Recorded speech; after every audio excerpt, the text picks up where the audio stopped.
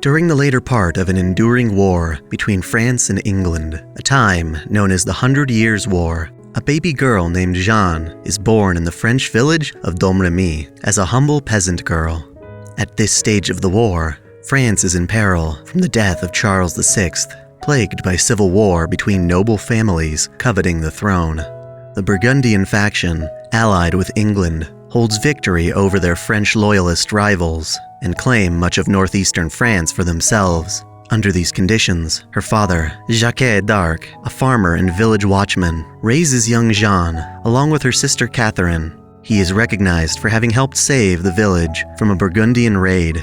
Jeanne, despite her early devotion to God and prayer, grows up illiterate, only ever learning to sign her own name.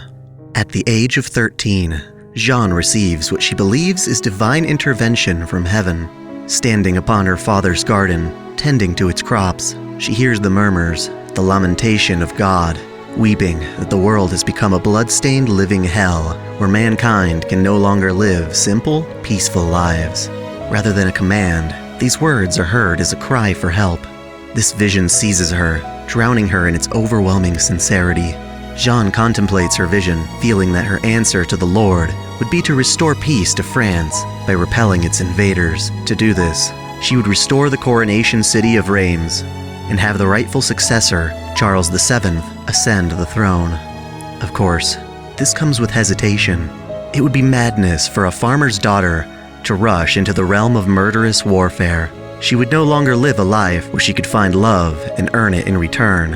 Over the following years, the Burgundians ravage more and more Armagnac territories, pushing their forces back to their final stronghold, Orleans. Jeanne sheds her hesitation, deciding to act upon her vision, knowing full well that her actions will go against the church's guidelines on the role and behaviors expected of a woman. Accepting the impending scorn she would receive from both allies and enemies, Jeanne refuses to ignore her lord's laments any further. She decides to devote her life to soothe his tears. Jeanne procures an escort to the French royal court, demanding an audience with their commander, Robert de Baudricourt. Despite being turned away, laughed upon, she remains persistent, declaring that the Lord willed her presence. She is continually denied, despite her declarations, but gathers a following from the commander's soldiers over weeks of badgering. This support earns her an audience with Robert, and to convince him, she clairvoyantly announces that Armagnac has suffered another defeat just outside Orleans. Her words ring true when frontline messengers arrive days later to deliver the same news. Impressed by her prediction, Robert agrees to have her taken to the front lines. However, for her own safety, she is dressed as a man. Despite being led to the sword of Saint Catherine through clairvoyance, she never uses it in battle, and instead cherishes a different part of her arsenal, a handcrafted banner embroidered with crosses, Luminosité Éternelle. Jeanne arrives at Orleans, triumphantly holding her banner, boosting her forces' morale by declaring their cause to also be heaven's will. At first, her military seniors doubt her potential, but consecutive victories quickly persuade them. To completely erase their tension, Jeanne predicts an incoming cannonball, saving the life of Duke Alençon. On the front lines, she fights alongside her most loyal companion knight, Gilles de Rais, in her effort to save Orleans. They become close friends, despite Gilles de Rais being a wealthy noble and Jeanne being a peasant. He assures Jeanne that despite her literacy and lack of knowledge on Holy Scripture, her devotion to prayer is more than enough to earn his admiration. The two fight together and succeed in reclaiming the French territories leading to Reims. Before long, Charles VII is crowned the rightful king. However, having a new French king does not end the war.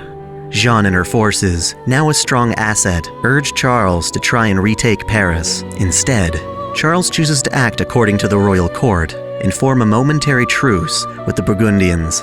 Strategically, this hurts France's chance of reclaiming Paris, as the truce simply allows their enemies to fortify the city.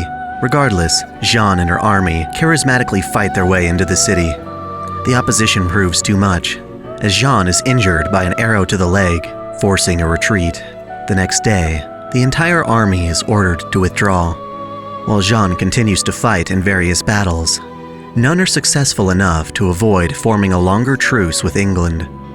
As soon as the truce ends, Jeanne sets her sights on reclaiming Compiègne. She leads a force against the Burgundian camp, but is forced to withdraw when 6,000 reinforcements arrive to support the enemy.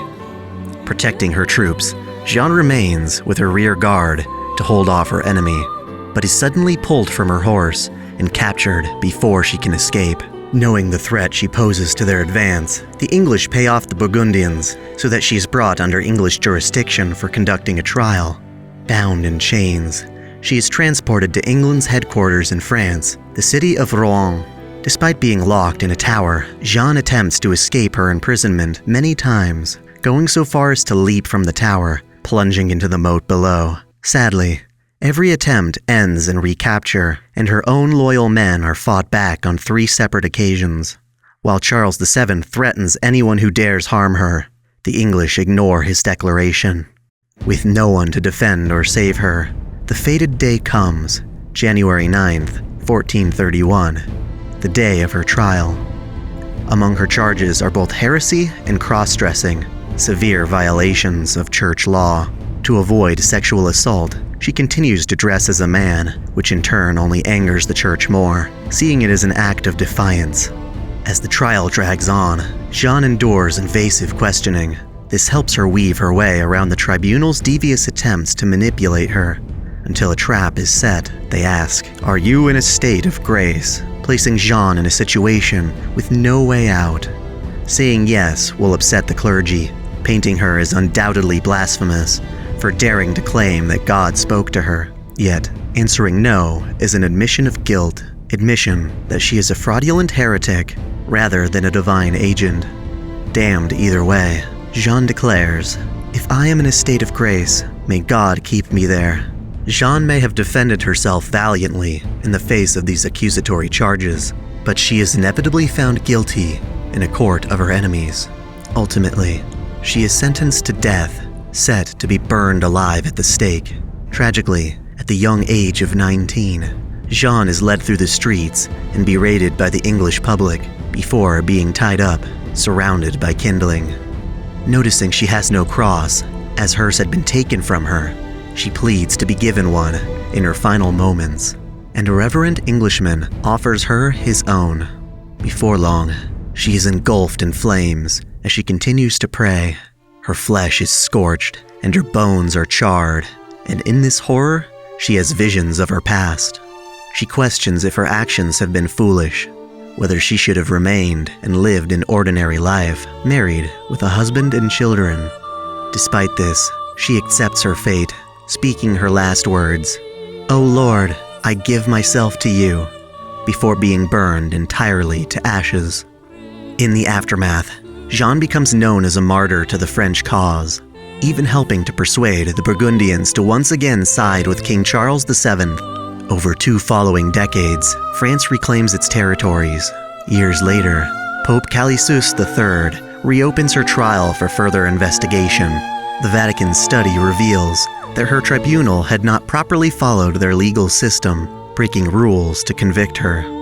Thus, she is granted a pardon, despite the damage having already been done. Jeanne d'Arc's deeds and sacrifice inspire her armies, who go on to tell of her exploits. Historically, she is documented via her extensive trial, mixing her testimony with the military records of her time. Her hometown is renamed Domremy-la-Pucelle, and Pope Benedict XV recognizes her as a saint. Her legend is undeniably recorded into the Throne of Heroes. In the modern era, during the Third Holy Grail War, the Einsburn family schemes to manipulate the Greater Grail, making use of a precautionary system to summon a unique class of servant, ruler, into the war. The servant to match this summoning is a young Japanese warrior, Amakusa Shiro Tokisada.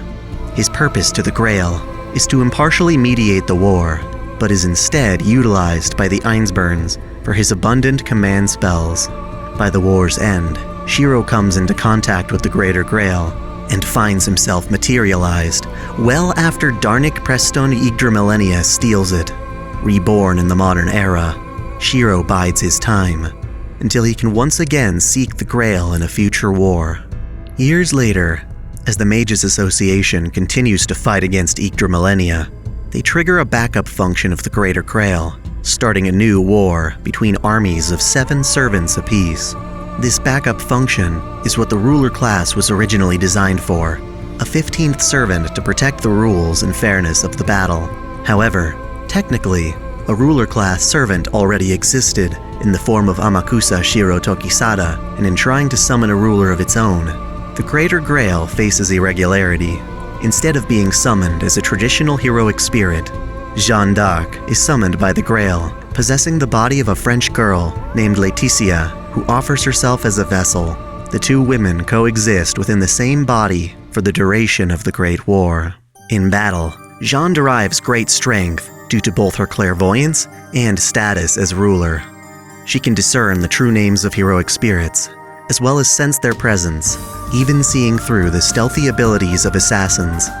As a ruler, she possesses 2 command seals for each of the participating 14 servants, and she is able to disperse them as she pleases.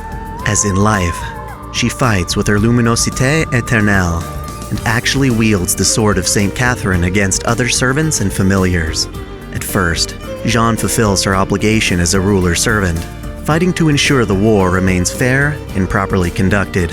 Despite this, she inevitably allows her personal feelings to guide her upon bearing witness to Siegfried's sacrifice to save a frail homunculus. This boy carries on the name Sieg, and in opposition to Jeanne's warnings, enters the battle of his own volition. As the war progresses, Jeanne finds herself deeply compassionate about the boy, wishing to both protect and guide him. Her mission as a ruler for the Great Holy Grail War is complicated when Shiro makes his move, seizing the Greater Grail in the Hanging Gardens. She discovers he intends to use the Grail to materialize all living souls as a means of saving the world, and has to decide whether or not to oppose him.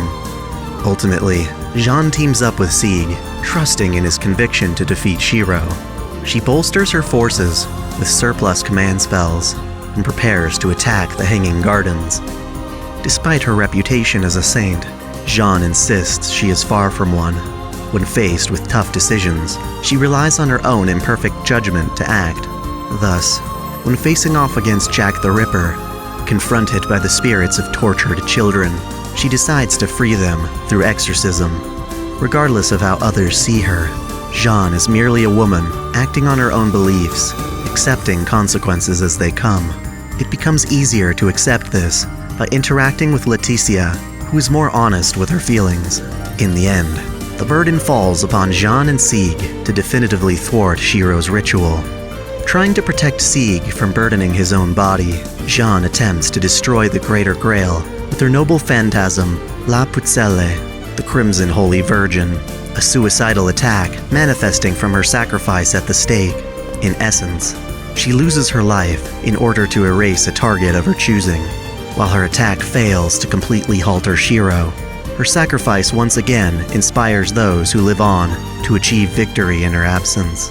As thanks for her use as a vessel, Laetitia's body is restored and returned to her unscathed. Jeanne's spirit, realizing her love for Sieg, pursues him endlessly. She reaches Sieg in the reverse side of the world, where she joyfully remains by his side.